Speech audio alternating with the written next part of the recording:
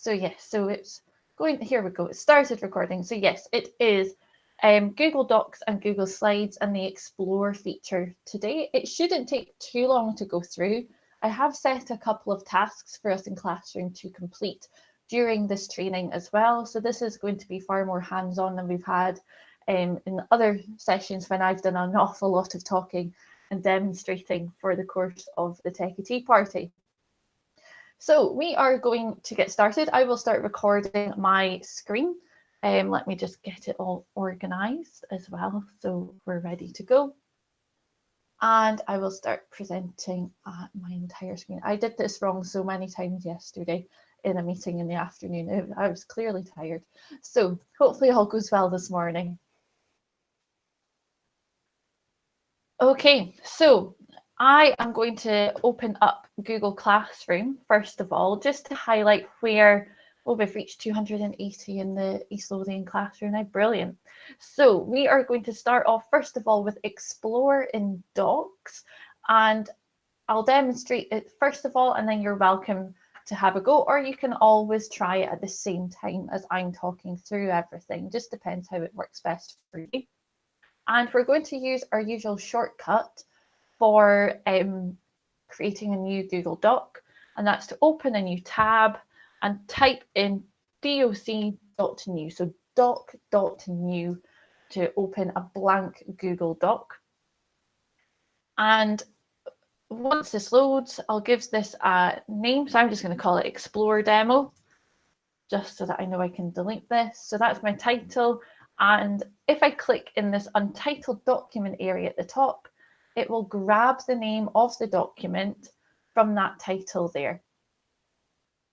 Okay, so you'll see that's updated, and now I can move this into a folder in my Google Drive. So if you want to be super duper organized, you can move that into a folder, clicking on that small folder icon at the top left of your screen, just next to the star. And you can also put a star next to it. So if this is a document that you're going to work on a lot in your Google Drive, we have this starred folder, and you can pop that star in that document straight away. So yeah, they're two very useful features. I don't use them very often. I do sometimes use this move one if I want to put it into a shared drive quite quickly, and then I can share it with my colleagues. But I don't tend to use it to organize my own drive. For those of you who were on Friday's call, my own Google Drive is an absolute shambles and a massive mess.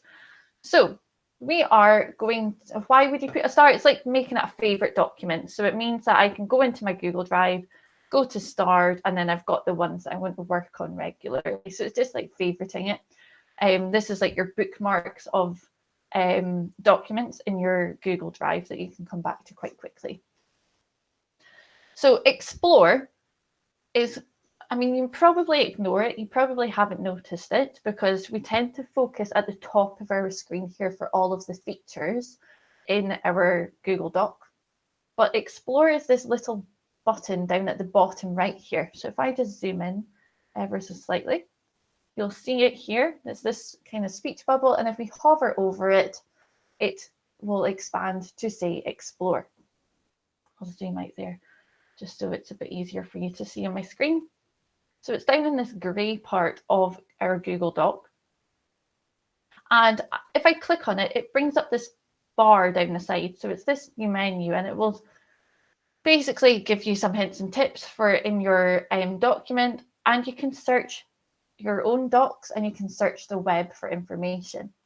So if I search the web for, what have I put in the classroom demo? Banana bread recipe. Yes, I forgot that was today's one. So I'm going to search for banana bread recipe.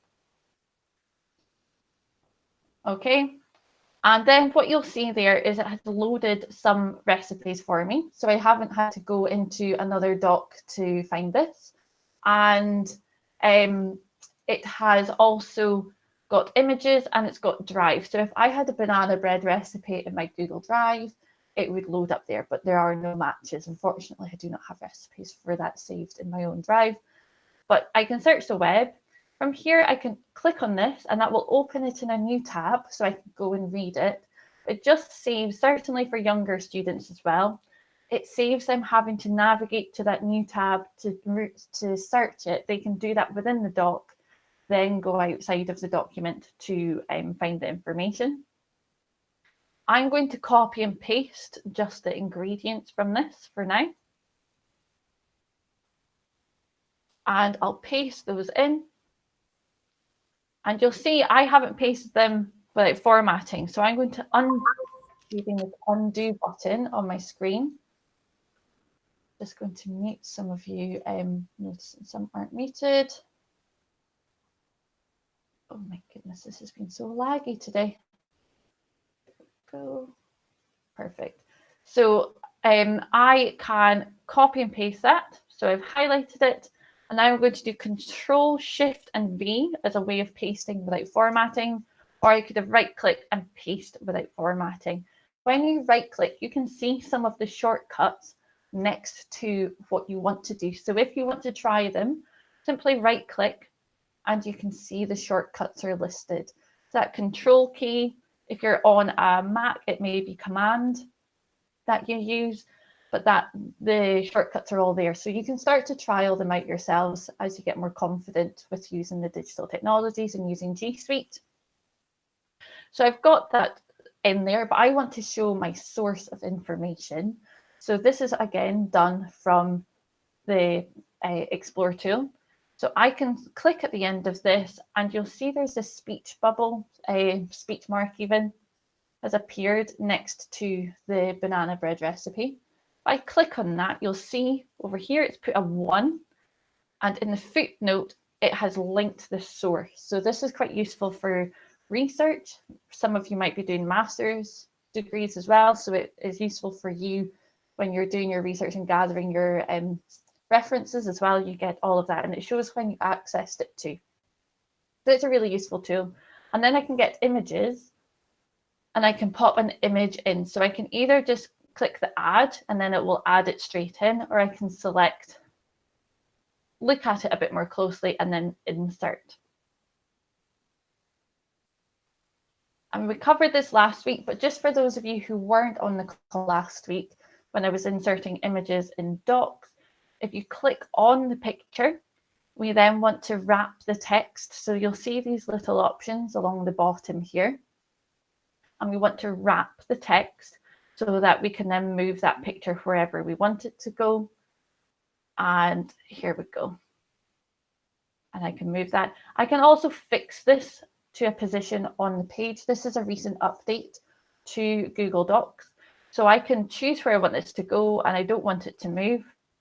Move this here and I will fix it to that position on the page and it will stay fixed. So to be honest, it's something that I wouldn't use too much, but it could be useful for yourselves.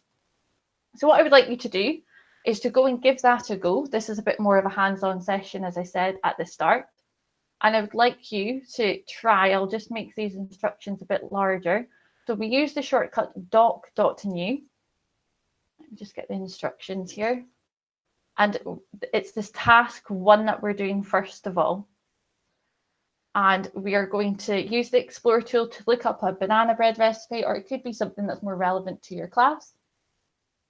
And then you can open it, check it, and then you'll see the speech mark to cite it as a footnote, and then select an image to include. So wrap text, you simply click on the picture, then you have the menu that goes with the picture along the bottom, and then you can choose wrap text, which is this one here. And don't get the option to add the source when I click at the end of the text I have pasted. That is because you need to do that from this web search result here. And you click on the speech mark that is next to the website that you opened. So you simply click on it, click where you want to put the footnote, and then click on that speech bubble, a speech mark, keep getting that muddled this morning, and select cite as footnote. You simply click it and it will go in. So you'll see I've got that 1 there. It's just something that you could do, even if it's, yeah, Angus, I want some banana bread.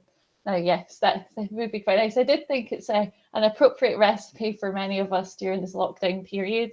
But yes, so you simply click at the end of a sentence, or you can click highlight a word and you can cite, and the you'll see the numbers going at the end there. So give that a go. Let me know how you're getting on. And don't hand in that task yet on Classroom, as there's a second part to it.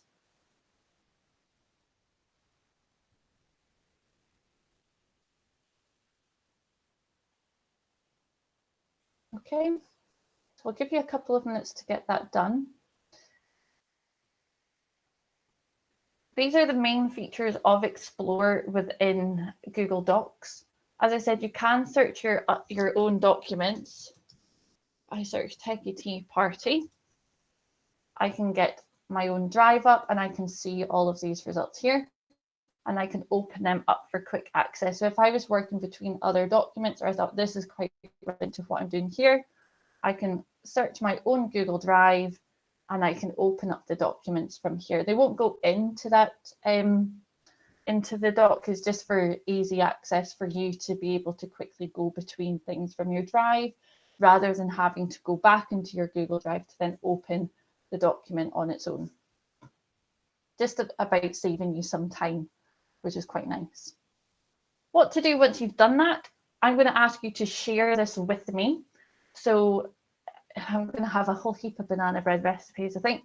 So click on the share button at the top here, and then type in my email, which is emackay1@edubuzz.org. Or if you're in Midlothian, you can use my mackaye@mc.glow.scot. So there's the two emails there, at mc.glow.scot. So just depending on what local authority you're in at the moment. You can share to either, regardless of what authority you're in. It's just I will appear in the directory for each of these if you search the appropriate username. Just see how we're getting on with that. I'm sure I'll have a few emails coming in to say things have been shared with me. Here we go. Yep, quite a few banana bread recipes. Yeah, brave asking for docs to be shared and not handed in. This isn't the best practice. You could always attach it as a file in your student work. So if I open up a classroom that I am a member of, let me just zoom out. So I could go into a task. I'll just view the assignment.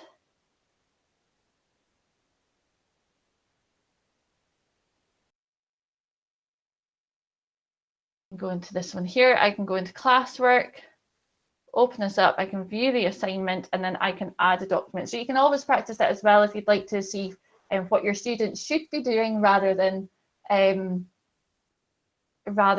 having them all share things.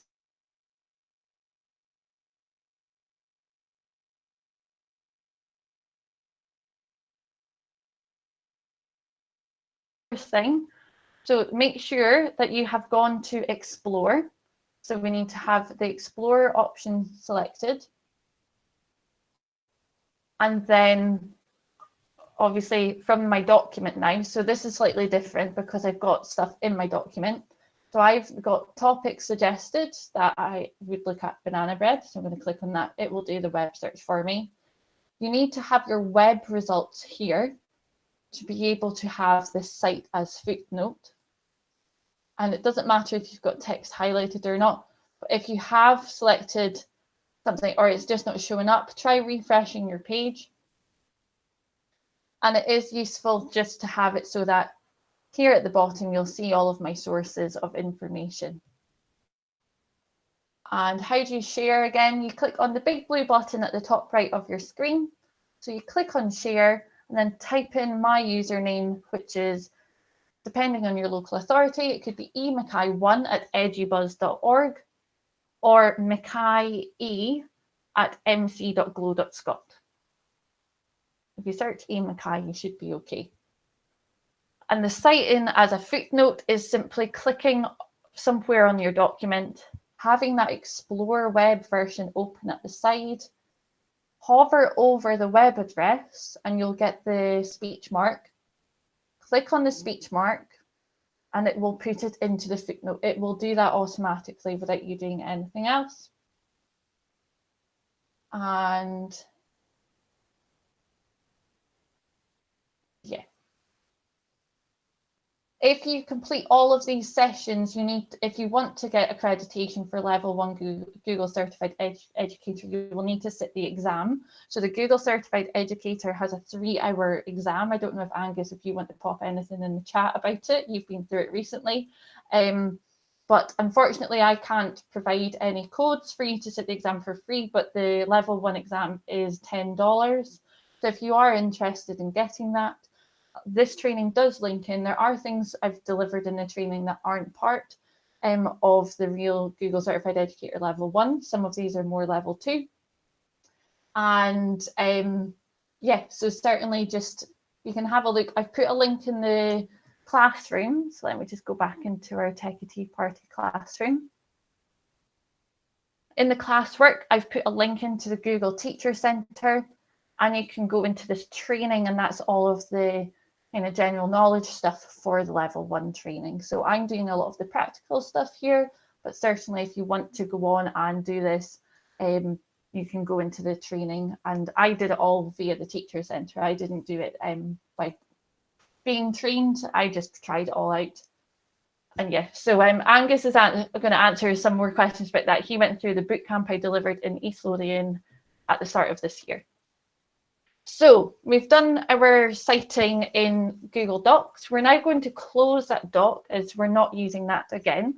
So we just make sure we've clicked on this one and we have the X to close it.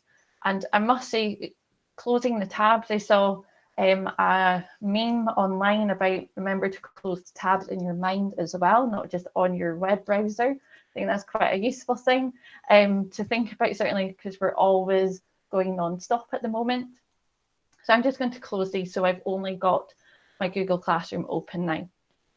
Next thing we're going to do is I have got a wonderful collaborative doc. Again, I'm just going to collaborative slide. I'm just going to make sure that I've got enough slides in here. Let's see. Nope.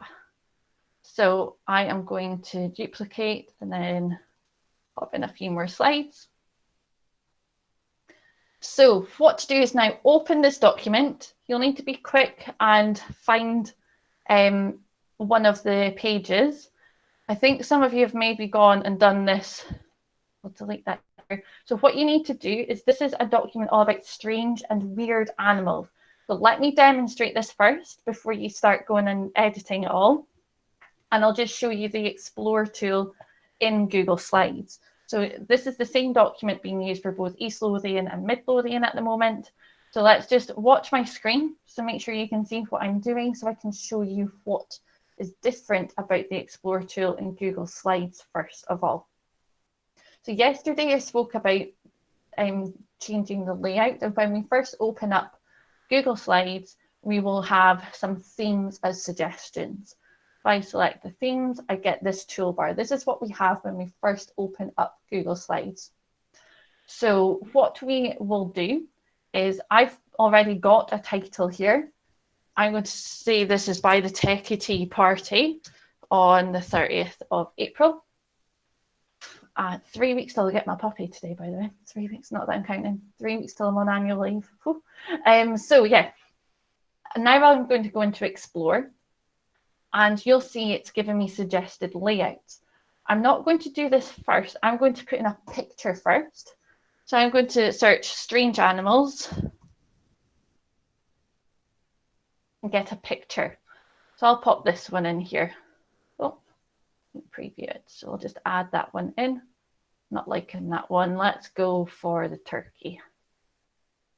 Hopefully it's going to work. Here we go. So I'm just going to leave that where it is. It obviously isn't where I want it to be. So I've closed Explore, I'll reopen it, and now you'll see it's giving me all these suggested layouts. And my puppy is going to be called Bramble. So yeah, here we go. So you'll see all these different layouts. I can click through these. Now, I much prefer using the Explore layouts than the theme that comes in Slides. because it adjusts to what you're putting into it. So it changes to your content. I'll do that one more time for you, just so you can see how I did that. So I've got my document here. I open up Explore. I search for a picture, and most of these slides have got an animal that you should be searching in the title of it. I'm going to search for a turkey. Probably going to give me food. Here we go. I've picked the turkey. I'm going to click on the add sign that is next to the image. Click on that. It will go into the slide. Then next to where it says explore, there's this back arrow. Click on that 2 or 3 times till you get to the layouts again. And then we can choose one that we prefer. So I'd like us all to choose a slide.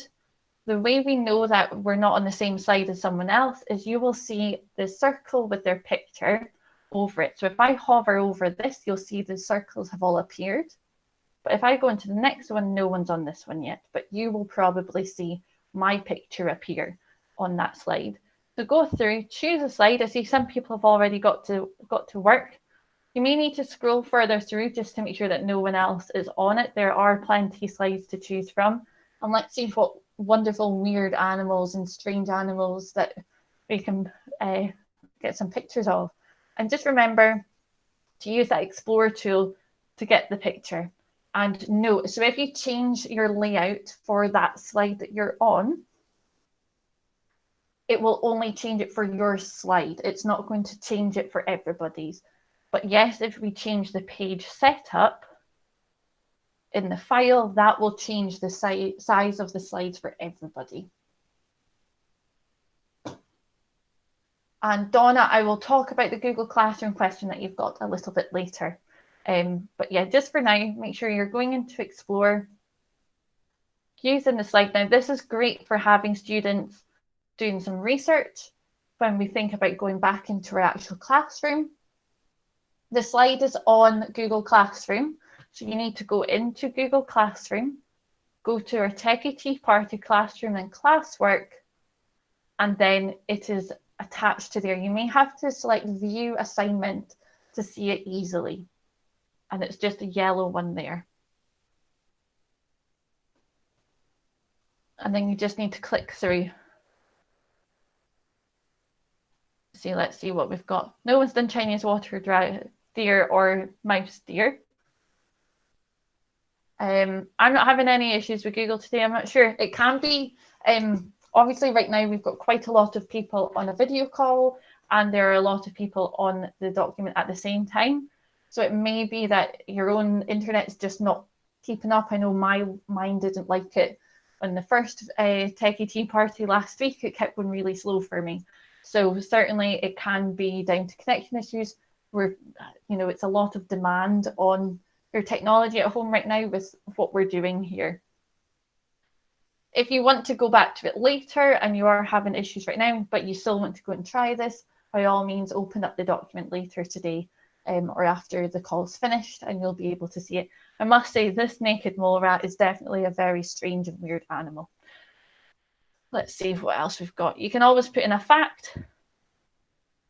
Pink fairy armadillo, that's got a nice name, that one.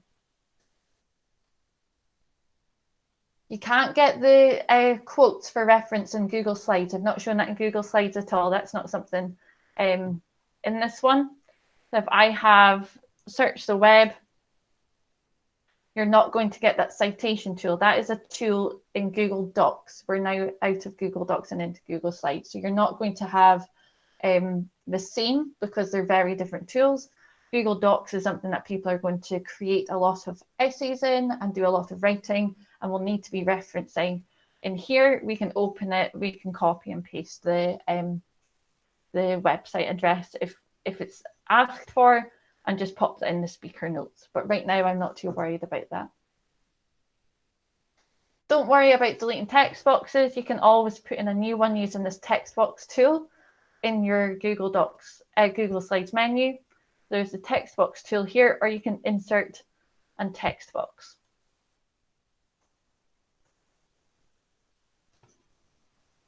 Okay, let's see what else we've got.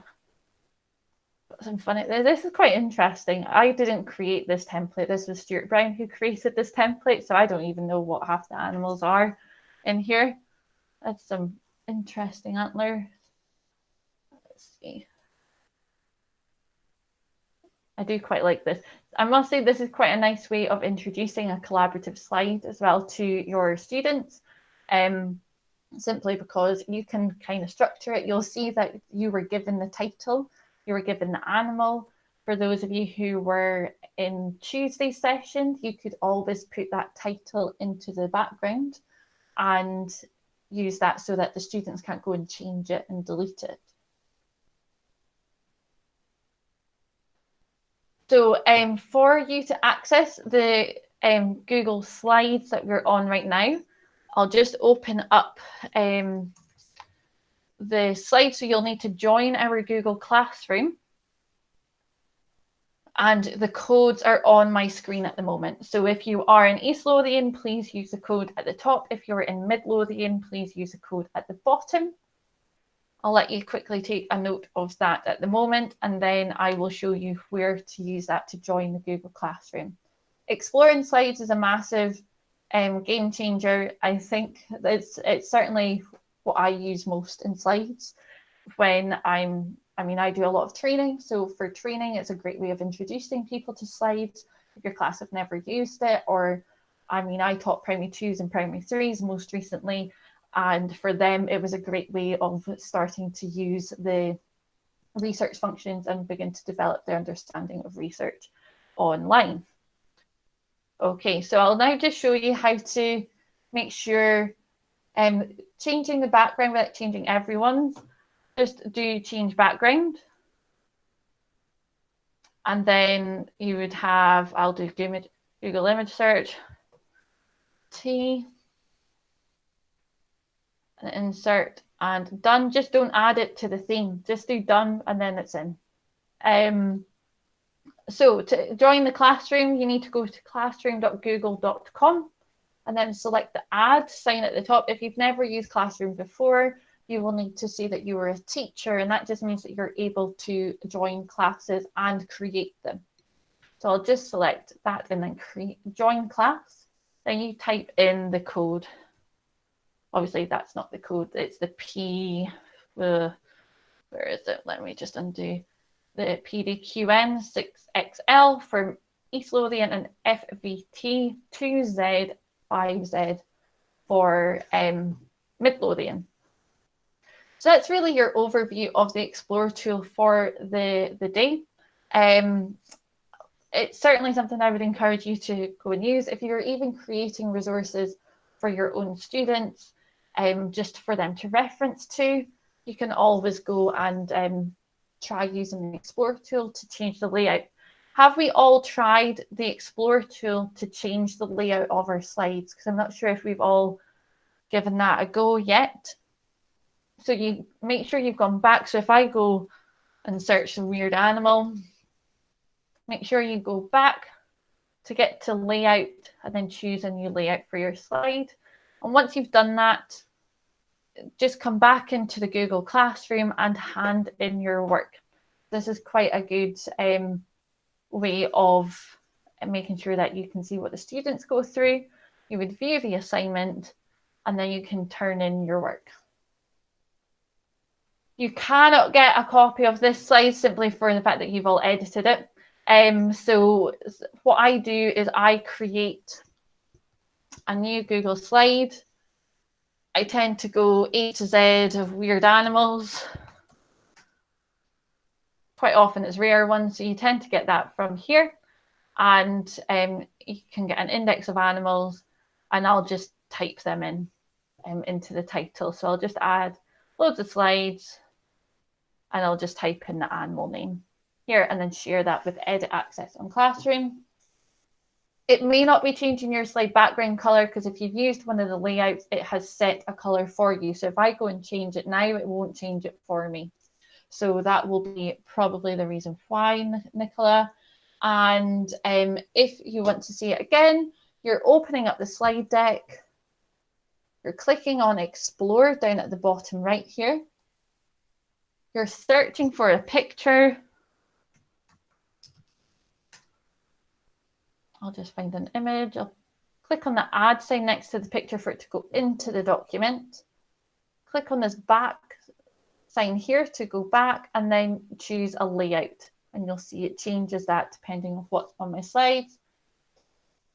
If the layouts have disappeared, that's probably because you've got too much in your slide for the layouts to work. So if you have loads of information, different text boxes, different pictures, it will no longer be able to suggest a layout for you. It only works with minimal, and I think it's quite nice as well for thinking about how much content should be on a slide, because obviously these are typically designed for presentations, so you don't want to overwhelm your viewer with too much.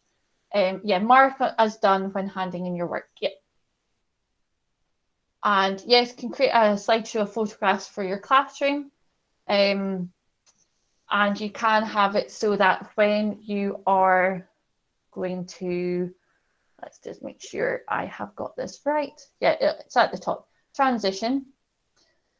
And then you can have it autoplay through the slides. You can have dissolve, you can have the way it plays through.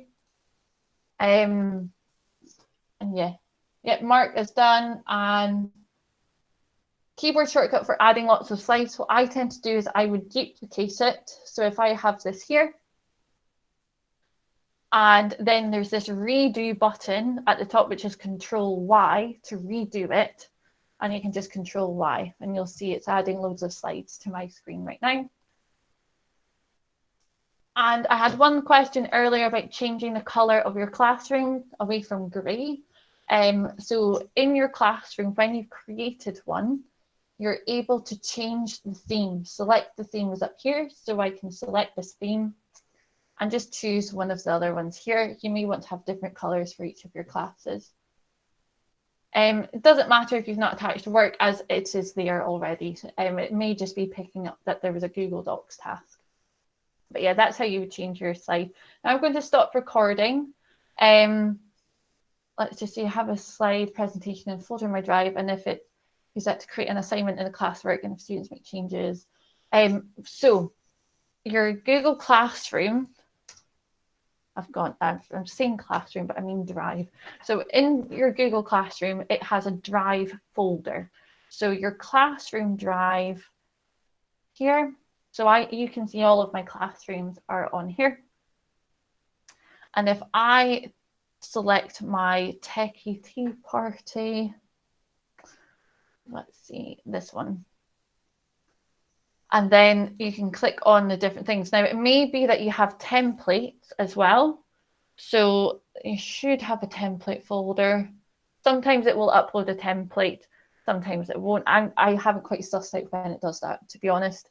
So certainly, I would make a copy of it before you allow students edit access, because they're actually editing the file. So it's only when you're making a copy for each student, it creates that template. But certainly do that. Have your template if you are going to use it again and again. Before you share it in Classroom, do File, make a copy of the entire presentation, and then you could name it for the class so that you know it's that class's, or you could date it so that it goes along with when they're expected to complete the task. But that will mean that you've got the master copy in your own Google Drive for reuse. So I'll just stop recording at the moment and then go back to